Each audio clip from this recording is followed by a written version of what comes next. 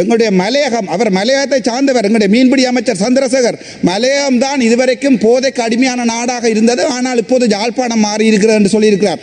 அதைவிட அவர் சொன்ன விடயம் எனக்கு மிகவும் கவலையானது. நீர் உம்முடைய விளையாட்டுகளை கொண்டே யாழ்ப்பாணத்தில் வைத்துக் கொள்ளும் என்று.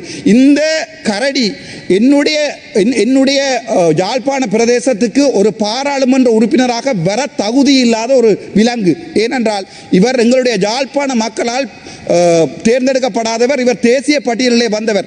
இந்த வகையான விலங்குகள் எங்களுடைய யாழ்ப்பாணத்தின் மரபையும் கலாச்சாரையும் கொச்சைப்படுத்துகின்றன.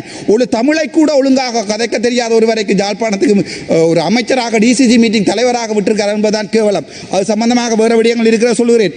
அதைவிட உங்களுக்கு தெரியும், பாதிக்கப்பட்ட பெண்களால் இலங்கை சனத்தொகையில் மொத்தம் 4.5% குழந்தைகள் பாடசாலையிலிருந்து நிற்கிறார்கள். ஆகவே நாங்கள் பெண்களுடைய மனநிலைமை மற்றும் அவர்களுடைய டொமஸ்டிக் வயலன்ஸ் சொல்லுவார்கள், அது சம்பந்தமாக சற்று ஆழமாக சிந்திக்க வேண்டும்.